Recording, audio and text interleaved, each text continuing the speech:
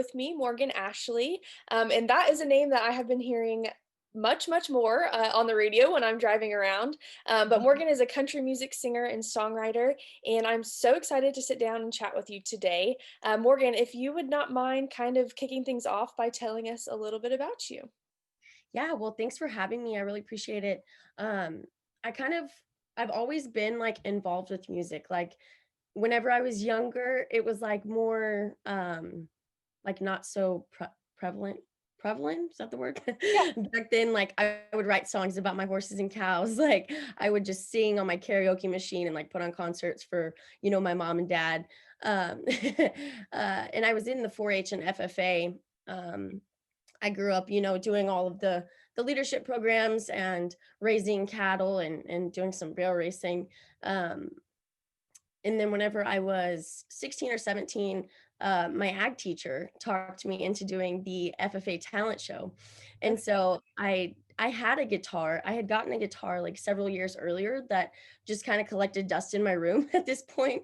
And then so I did this talent show. I just sang to background tracks, and there were other people in the talent show who played the guitar, and I was like, that is so cool. I really want to learn. And so I took my guitar to Guitar Center and ended up having a really awesome teacher that just basically like made me believe that music was something that like I could do for myself. And I was like up doing open mics and little songwriter stuff within like a few months. Um, so that's how it all kind of kicked off. And now here I am 6 years later, 7 years later.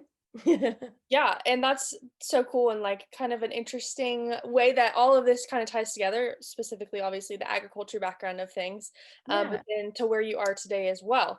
Mhm. So I actually have heard you a couple times, a few times in Round Top, and then recently at NFR, you were one of the performers at the Round Top Inn, and you were like one of our favorite Oh, thank performers. you. We had to listen to everybody every day, and we were always excited when you were there. Oh, thank you. That's awesome. Yeah, Speaking I've been Oh, go going to all the NFR shows for like um the past several years, and I think it was really cool to like be in Texas doing it. Yeah, that's what I was gonna ask you, kind of what you thought about it being in Texas and obviously being a performer and all of that kind of stuff with it as well. I think it was just like, a new experience because it has been in Vegas for so long, and it's going back to Vegas. I like the idea of traveling to go to Vegas to do this, but it was really nice to just be like a couple hours from home, being able to play the shows, have more shows, in the same time frame, and also get to see like more people that around because Right. it was in Texas. So I enjoyed Yeah, it. and how many shows did you do, like, for the entirety of the 10 days? I did 5. Okay, So yeah. awesome. And, I know you had a couple different venues, obviously, you were at Roundup Inn, and then where else did you play or sing? I only played there, I Okay, think. okay. Um Very cool. Well, I'm glad then that we got to hear you because that was awesome. yeah. Yeah, me too. So I want to kind of go back. I know you mentioned 4-H and FFA and all that kind of stuff, but let's start there and kind of walk me through like what you did, how you were involved, and Mhm. all that. Because I know you definitely have an agriculture background as well. Yeah, so whenever I started like as young as I possibly could, it was like 3rd grade and however old. Right. Um and I did literally every single program because I came from just like a small town to where like I was able to do that. So I did like the vet program. I actually wanted to be a vet for the longest time. Um I did, oh gosh, it's been so long I don't even remember. I did like the leadership. I feel like it was like, I don't even know, some kind of speaking thing that you like did as a team or whatever. Right. But like my biggest thing obviously was showing cattle. Um I showed cattle from the 3rd grade all the way through like graduating high school. And that was like my big thing. I showed breeding heifers, and then I did barrel racing in the 4-H. I did like the 4-H horse program, but I was never really that great at it. So I feel like I didn't get like a really good horse until I was like on my way out of the whole process. Right. So What it's kind of like cattle did you show? I showed short horn to start off, and then I ended up transferring to Chianinas and like maintainers. Okay, We yep. liked the fluffy like long haired cattle. And that was the thing back then. I showed cattle every single weekend, um, all through like middle school, high school. Every single weekend, I was at a show somewhere like across Texas, and then now I'm playing a show like singing somewhere across Texas every weekend. So it's kind of cool to see how it all transferred. But I really like owe a lot to the 4-H and FFA programs for like my like confidence, I guess, and just like talking to strangers and like being able to get on stage and do that. Because if you would have asked me when I was 15 years old to go make a speech in front of a crowd of people, I would have told you you're crazy. I'm never going to do that. And then now I do that, obviously. So, um, yeah, I owe a lot to 4-H and FFA. So, It's almost like you were reading my mind because that was gonna be kind of my next question of, you obviously you were involved in all of these activities and, how it translated to now what you're doing.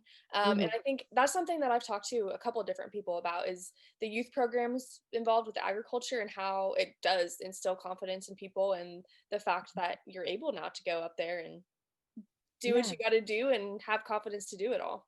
Exactly. Oh, I did livestock judging. That was another thing that I did. Girl, That was really we fun. have a lot in common because I showed cattle. My favorite heifer ever, her name was Fuzzy Butt. She was a key heifer, so that's hilarious. And then I did Amazing. livestock judging as well. Awesome. My Uh, favorite cow's name was Farm Queen. I love it. Yeah.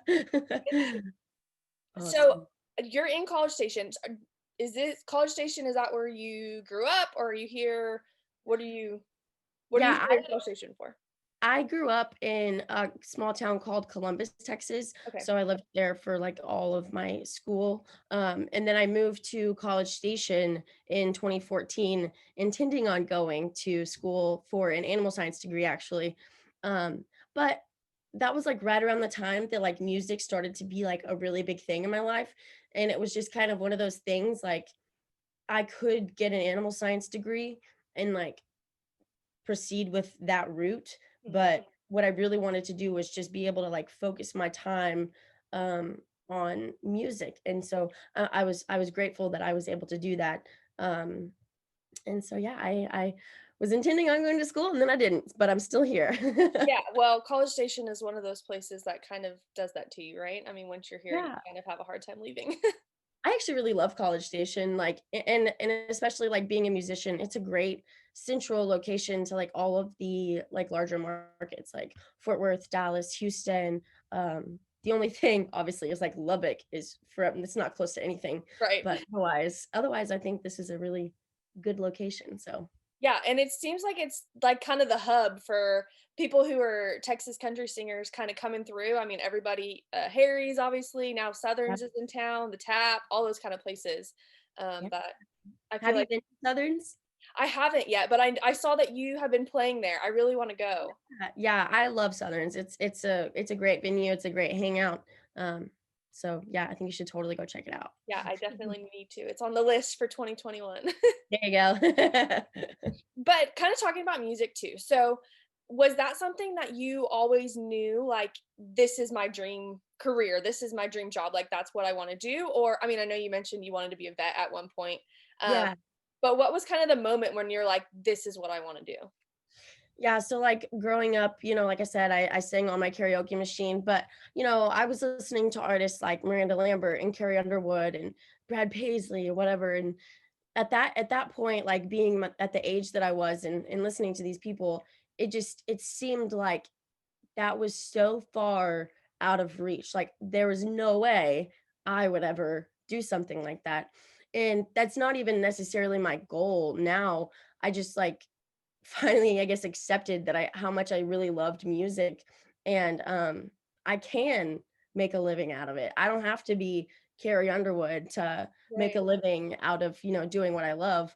Songwriting was never easy for me. I actually really hated it at first, but like I knew that it was something that I needed to do. And it's the most like rewarding thing to finish a song that like you created. So I've really gotten into the songwriting. Now I actually enjoy sitting down to write a song. So And since you just mentioned songwriting, like, can you walk us through the process of like what you go through, like mentally, physically, all of that to produce a song? yeah, I mean, I feel like the process is probably different for every song, but it basically like the way I view it is first, like you start out with what is the hook line of your song, like the catchy phrase that people are going to remember, like the title or whatever. Mhm. And then I write the chorus, which is like, the main idea of the song, and then do the verses afterwards, which is like, the ideas leading up to the um conclusion, I Mhm. guess. So that's like the idea of behind it for me. And I typically just like go at it with my guitar and lyrics at the same time, like trying to find a melody, lyrics, and all that, like all in one. But I have also written just lyrics first and then added guitar. And I think that that's really cool actually. But typically I just do it all together. And then once you're ready to like record and all of that, like what does that kind of process look like? Finding a producer like who is just as passionate about you having great songs as you are. I feel like that is like one of the biggest like points that I've realized over the last couple of years. um so I actually am in the studio right now working on 5 new songs. And so like I just picked my producer and then went into the studio, kind of like laid out how like we wanted the songs to sound, like what kind of instruments do we want to have in there, like what kind of vibe are we going for. And then basically just start tracking instruments. We started out with drums first, and then he went in later and did some like acoustic guitar and bass. And um later this month I'm going to be going back for the steel fiddle player guy who's going to go in and add all of those like fun extra instruments. And then after that we'll do final vocals, and it has to get mixed and mastered and hopefully on its way out for everybody to hear. Awesome. Do you guys have kind of a, I know that's kind of, this is a weird question, but like an ETA of when it'll be ready or not quite? I mean, I would like to say that I would for sure have a song ready to go by March. Um, but I haven't actually really decided what I'm going to do with these 5 songs yet. I don't know if I'm going to release them all at once or do singles. So that's something that like I keep going back and forth on and haven't actually made a decision. So I would expect something from me from my new 5 songs out in March. All right. Well, if you are listening, make sure to mark your calendars because Yeah. hopefully we'll have something ready to go by then. Um, Yeah. and so, too, kind of when you are doing this, obviously, I know you said you add in the different instruments and different stuff like that. But then when you are playing live, do you have a band that you always have, or is it kind of depending on venue and all that kind of stuff? I think it definitely does depend on venue, but for most of my career so far, I've just played acoustic shows. I have played band shows. I love playing band shows. I just had one at the end of 2020, actually, at Southern's, a full band show. Um, and that's one of my goals for 2021 is to have as many band shows as possible because it really adds to like the whole performance of the show. Like you're actually hearing the guitar solos, and you can like move around more when you have a band. And so it's a funner experience in my opinion to have a band. So that's my goal for 2021. Yeah. And do you like performing live better or the kind of studio recording aspect of it more?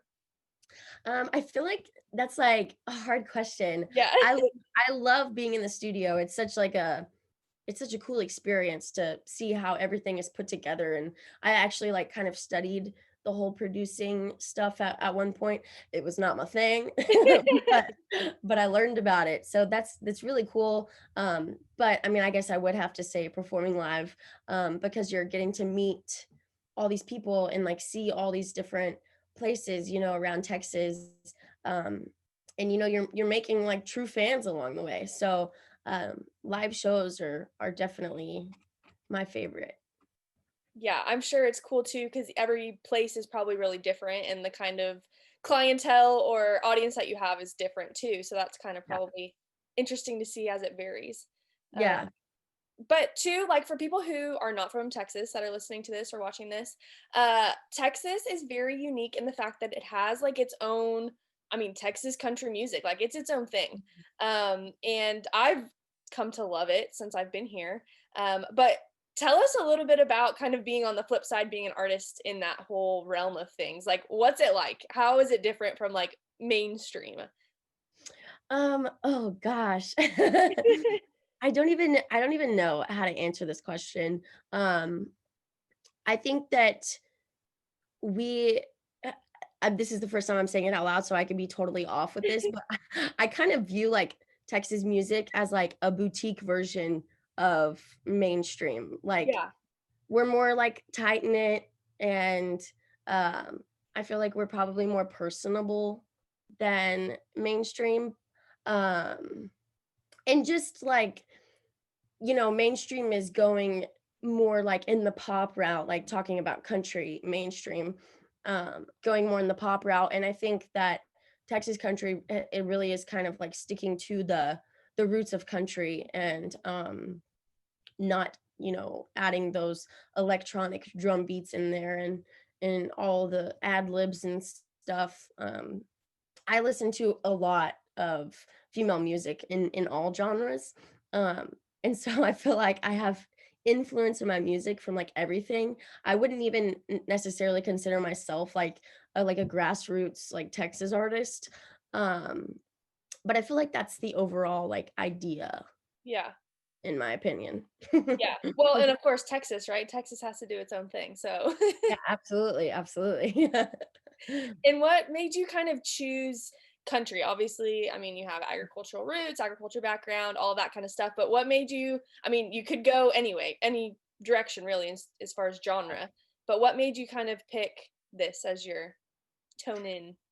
I feel like it was just like a given for me, like, showing cattle, and just like whenever I was first starting out writing songs, they were country songs, Yeah. like, and I wasn't trying for it to be one way or another. It's just that's what it was, because I feel like I like tell stories in my songs, and like that's, a known country song is, it's the song is a story. It's not like, whatever.